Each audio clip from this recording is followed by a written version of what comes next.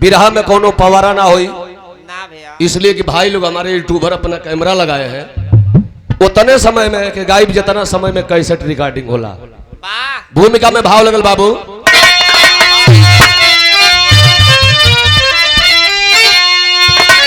जर जोरू जमीन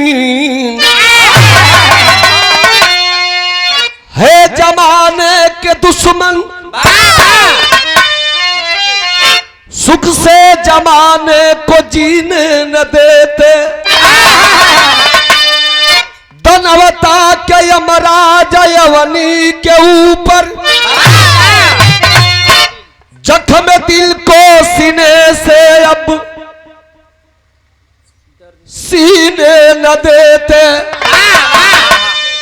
क्रोध के गाल में मौत के लाल में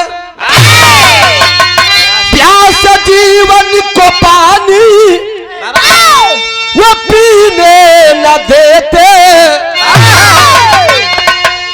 कभी पवन कहते है रोके खुदा से, रहम इंसान को पापी कमीने न देते।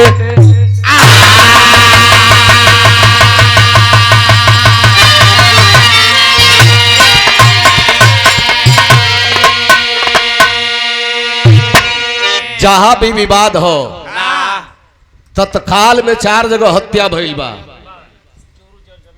आजमगढ़ में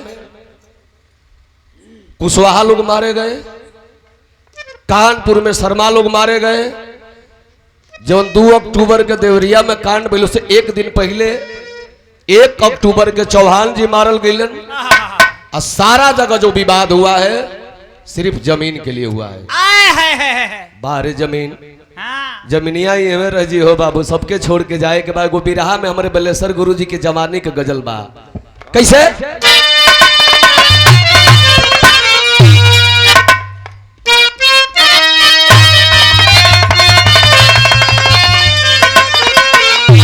कि जहाँ आदमी बिकाला, जहाँ आदमी बिकाला उपजार ना पाला,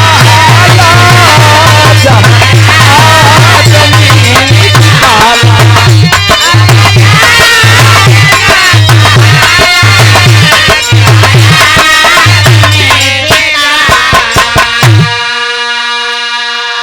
ई गजल रहल। लेकिन बिरहा में भाव हमारे पवन यादव कवि इलाहाबादी कोई गो बिरहा हमार छूटता, एगो बिरहा हमार हाथ सरस का आवता, जैसन करनी वैसन भरनी। पूरा बिरहवे के हम इलाहाबादी भाषा में बोले बनी, भाषण इलाहाबाद में पूरा बिरहा का लेक्चर इलाहाबादी भाषा, गायकी भी इलाहाबादी। सुनने वाला लोग क्षेत्र कहीं कर रहे यार ये कहिए से इलाहाबाद चल गई, लेकिन इलाहाबाद का कवि का लिखल बिरहा इहो बा। लेकिन एक हम अपना हिंदी भाषा भोजपुरी में गौले बनी। कैसे अरे जहां आदमी मराला, जहां आदमी मराला पहचान छूट जाला, जहां आदमी मराला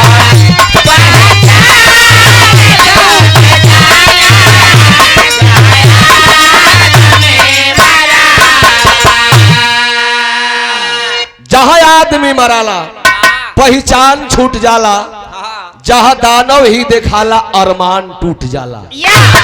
बिरहा का शुरुआत हो गई बाबू।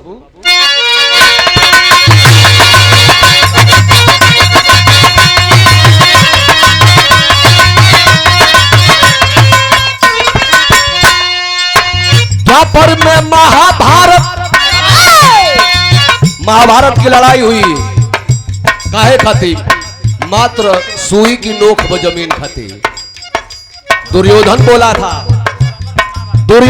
था 5 गांव नहीं दूंगा, 5 गांव की बात तो छोड़ो, सुई के नोक के बरोबर भी जमीन नहीं दे सकता हूं पांडवों को। महाभारत की लड़ाई हुई तब द्वापर में महाभारत द्वापर में महाभारत से सुनो विनाश हुआ, दुखी दुखी खून जंग से अब देखो अविनाश हुआ।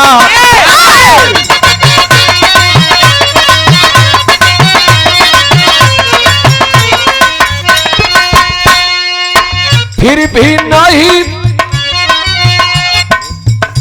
भी नहीं अब मनो को सुनो ज्ञान हुआ, जमीनी रंजिश से अब प्रेम का अविनाश हुआ।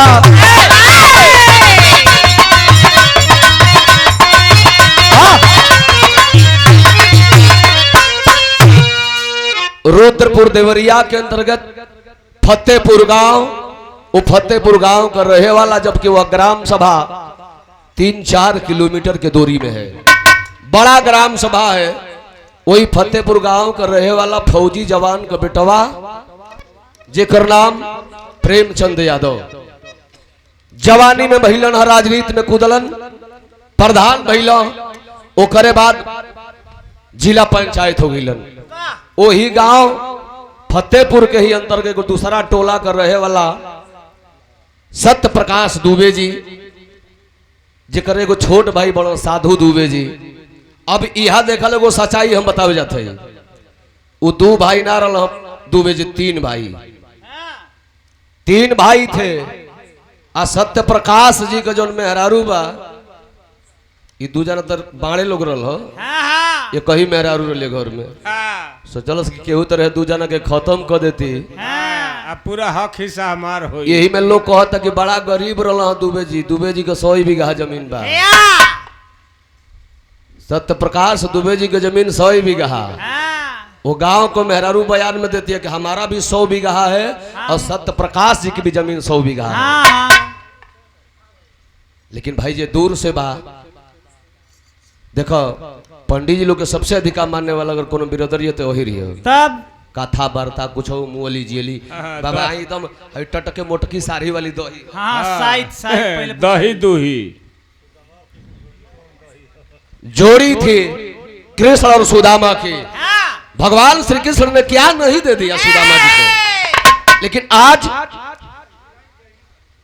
3 भाई के बीच में माझिल भाई जौहर से मुआवल गईलन। के दिल भैया दुबे जी का मलकाइन। अब छोटका भाई साधु देखल कि सलाह हमार मझिला भाई के संग ऐसा काम हो गई, तो हे मन भाग लो बेटा। भगलन तो शरण कहा मिलल, प्रेम यादव को घर, भाग के घरे गई, आ जाके कहल कि प्रेम भैया हमार जमीन जोन बा तू ले लो, हमार भाई भौजाई हम भारत खेदत लोग बा। कहले बट ये सब काम हम नहीं करेंगे, तब काहे न लेबो, पैसा दो हमार जमीन ले लो। कहल कि रुको तुम्हारे भाई से पूछ रहा हूं। फोन कैले बड़ो सत्य प्रकाश बाबा से पूछल कि बाबा तोर साधु आयल बड़ो जमीनिया बेच कतन का कहत हो। कहल कि तुम जमीन ले लो प्रेम, उस जमीन से मेरा कोई मतलब नहीं है। नाद में कदगो शान में बोल दिला कि मेरा मतलब नहीं, तो मतलब नहीं तब काहे के मार्केट करते हैं। प्रेम यादव जमीन लिखवा लिए, जमीन का छछाइल एगो बिरादरी होले ओहिर, तब पहलवान नून रोटी चाट ली, लेकिन जमीन पाई तो ले ली भले के मर रही। ऐसे कि ओहिर के लगे पहले को कुछ रहल नहीं खे, दूध माठा दही बेच बेच के धीरे धीरे धीरे धीरे आज न ओहिर बिरादरी में बोतल चलो था, नहीं पहले दही चूड़ा चले, टोटल के दही चूड़ा चले। तो भैया फौजिए में गए तो न बोतलवा दल, नहीं टोटल दही चूड़ा चले।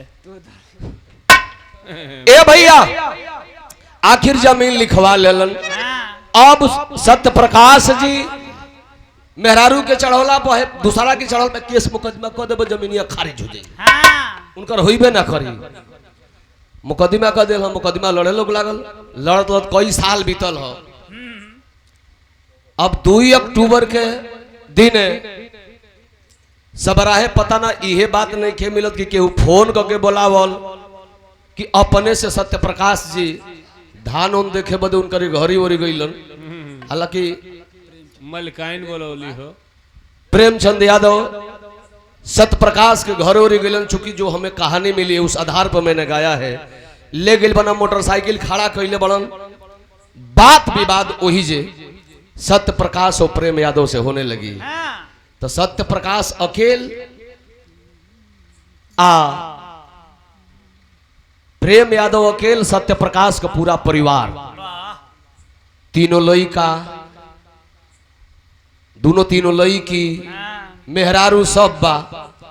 अब इ लड़क के ए भैया देखा एगो जिला पंचायत व्यक्ति के जे गांव के प्रधान बा ओकरा ऊपर ही लोग आक्रमण करे चलता तो यहाँ के लिए तर्ज लग गई। आए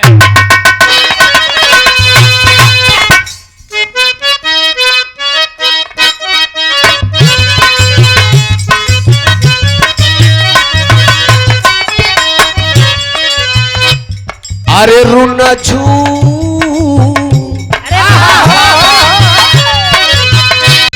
अरे रुना झून खोला ना हो केवड़िया अरे रुना झून खोला ना हो केवड़िया हम विदेशवा जइबना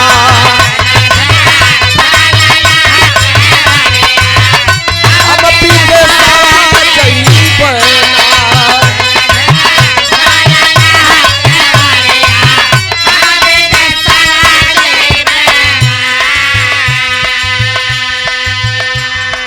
हवा इलाहाबादी भाषा का प्रयोग हम करब तवाई लेके प्रेम वीरनवा अरे वाई की लेके प्रेम वीरनवा धनवा देखाई गईलना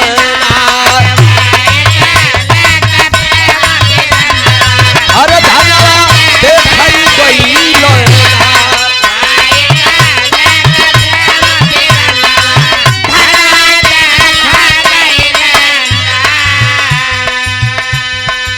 मोटरसाइकिल खड़ा कैले बड़ो अपन खेत के देखो तो अब तो रेड़ फूट गईल बा बड़ा जल्दी पाकी जाई है कुल मने मने सोचा तड़ो आ तबले भइल का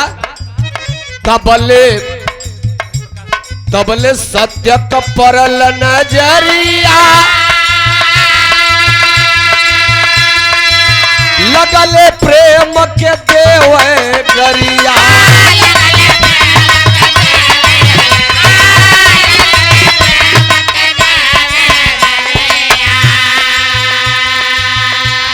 सत्य प्रकाश बाबा पता ना पहले ही से योजना बनौले रहलो कि का रहलन डायरेक्ट गाली दिए आ गाड़ी जब दिलो हो तब प्रेम यादव कहल करे तो आर मजाल के हमके गरिया देबो ई दोनों जना दौड़ के बाज गइलन आ जब बाज गइलन हजा ए बाबू अपन धारीधार हथियार लेले घर में से मेहरारू लइका कुल ही लड़क गइलन लड़क के कैलन का तर्ज बदल गई।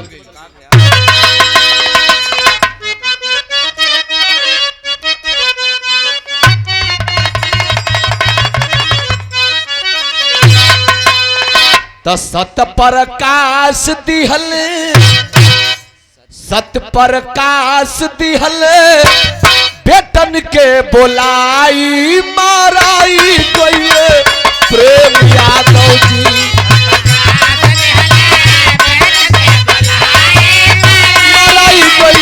प्रेम यादव जी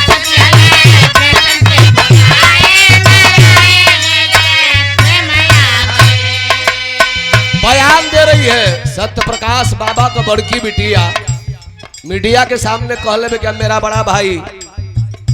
भाई थोड़ा मार दिया लेकिन थोड़ा मारने से सर प्रेम यादव की मौत हो गई है। इतना सुनो भैया ये तो बयान देती हो यही में वो लड़का बयान देता जार बेजार फूका फाड़ के रोता कि मैंने बलिया गया था कथा कहने।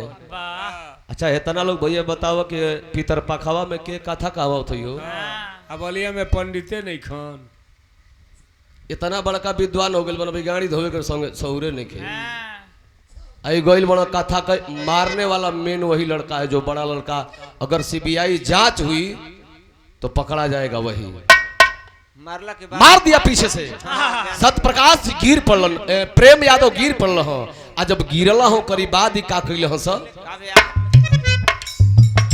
गिरले के बाद पापी कटले घटैया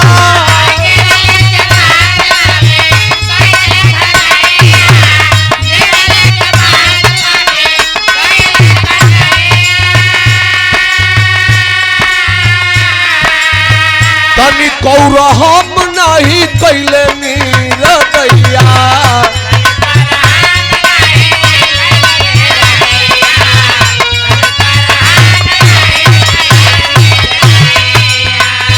दैया जस जियरा के हो दैया जस जियरा के दिहल खलियाई मराई कैले प्रेम यादव जी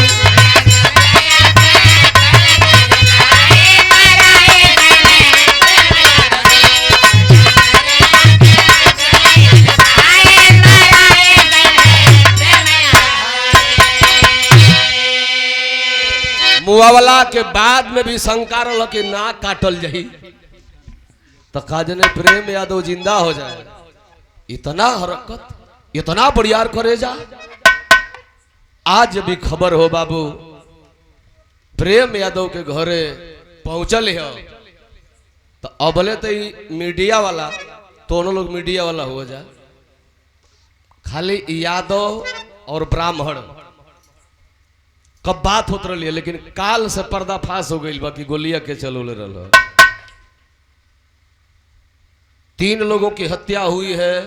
3 जना पंडित जी को मराइल बड़ा पंडित के हाथे। कौन था वो पंडित कौन लोग थे तर्ज बदल गई।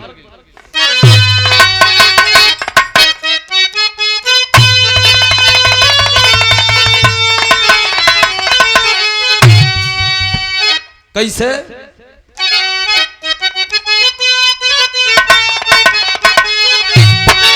इतना हो प्यार से दो मास्टर।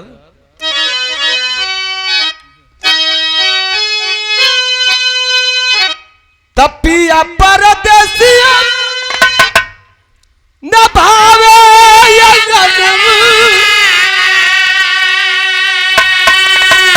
अरे भासुरु सुतल मचान पे अरे हम बेचाई गई कबीरा बात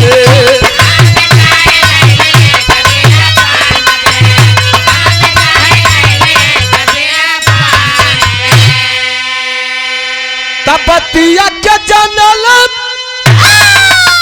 जब याद घर नव दिलवा में उठल तूफान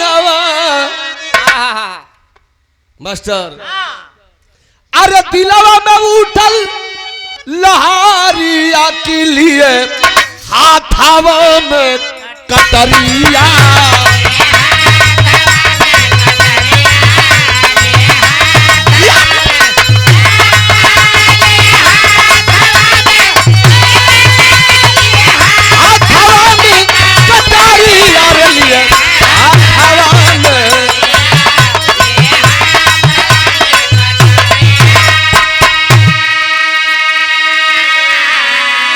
सबसे आगे आगे प्रेम यादव का ड्राइवर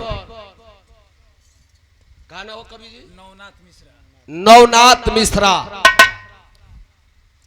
जो राइफल लेकर के चला है वो राइफल प्रेम यादव के नाम से उसका लाइसेंस है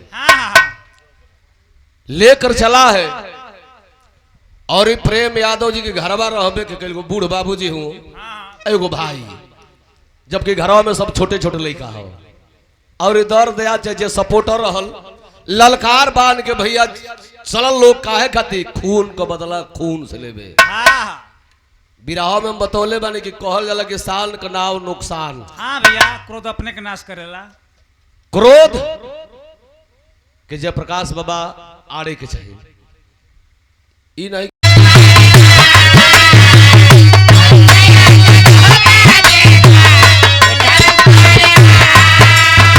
अरे जवन राम कृष्ण बन के लिहल जन्मवा बाबू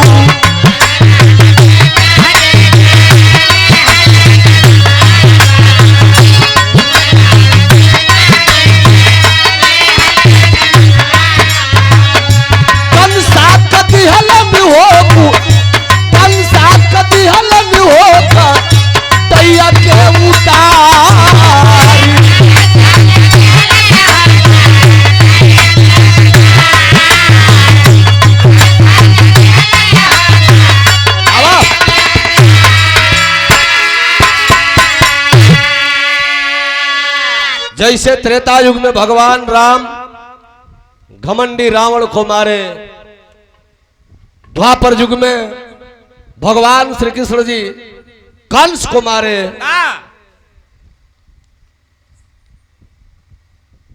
और वैसे सत्य प्रकाश जी, इतना लोग भैया बैठ के बिरहा सुनो तर लोग।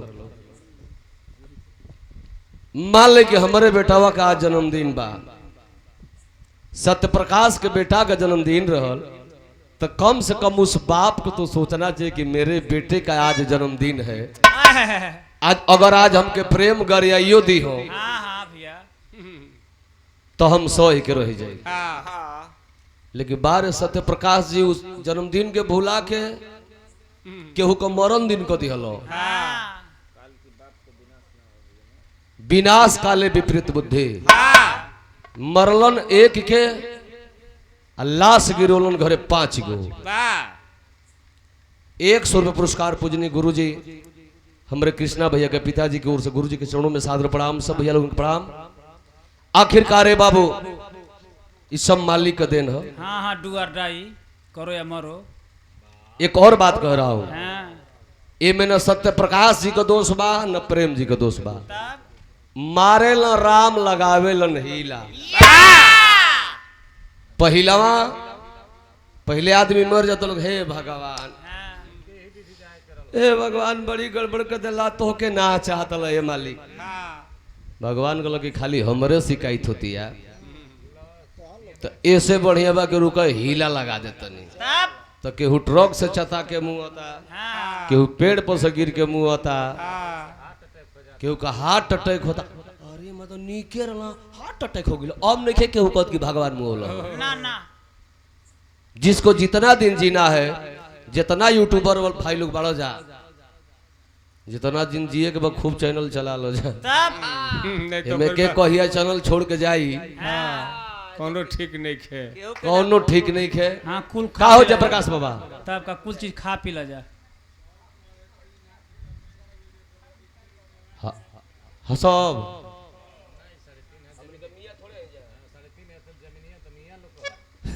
कहते कि 3.5 जमीन लिखा के बन जाए। हम लोग एक बीता भी नहीं लेते हैं। हाँ फूक के एक बीता में खत्म कर दे के। लेकिन ए भैया हाँ खड़ी में बताओ गेल कैसे?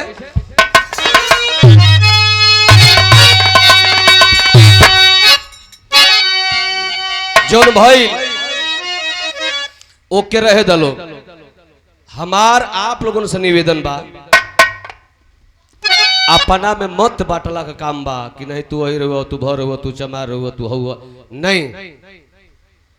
जौन होखे के बा हो गई, लेकिन अपना में भाईचारा बना के रहे के ऐसे निवेदन बा। अरे नहीं रहेगा दुनिया में अब भाईचारा, देखा पहले समसनवा डूबे को घरवा।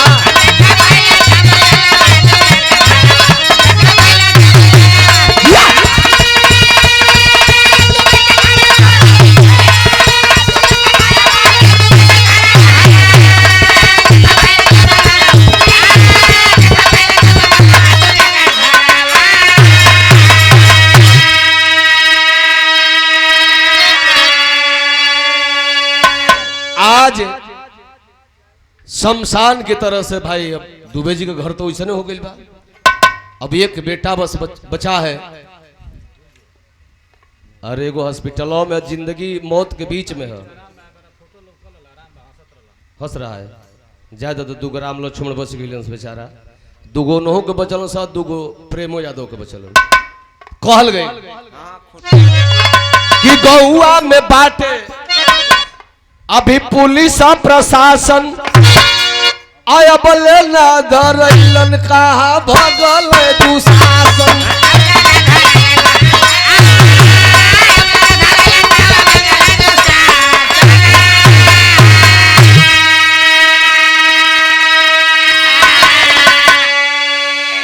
अब यूट्यूब पर 2 दिन से, काल से, आज से अभी नहीं खे सुनने के मिलत कि पंडित का दुश्मन यादव, यादव का दुश्मन पंडित। ये बात खत्म हो गई भैया। धरा गई हनु ड्राइवर साहब मिश्रा जी। हाँ अब बंद हो गई बा, गाड़ी का गियर बदल गई। गाड़ी का गियर बदल गई। अब वो बात पहले साला हाला के हिंदू मुस्लिम बुझाइल साला की ई वोट की चलते साला हमने कहा चोट बना के हम तई सोचल के ऐसे झगड़ा तो हम कथा करके पंडित जी लोग बोलेबे ना करब, लेकिन खुश बमन की जाए तो बाभन के बभने मर ले बा। हाँ दिक्कत में कोनो परेशानी नहीं खे। 100 पुरस्कार पूजनीय जयप्रकाश गिरी जी, चरणों में सादर प्रणाम। हमारे आप देवता है, आप सर्वोपरि हैं, पूजनीय हैं। हंसी मजाक अपने जगह पर बात जैसन करी वैसन। आखिर लाइन में भाव लगल मास्टर, जय जखाड़ गुरु जतू लौटन की लहरे फुलवारी, गंगा सागर सुबास मितवा नंदलाल की तैयारी, लहू के साथे माटी रो पड़ी, राम केवल पवन कवि अब बिरहा लिखते खाटी,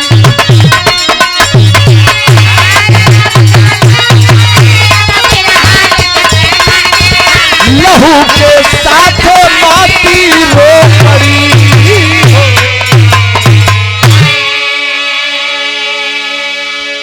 कुछ आप लोगों का काम हो गया।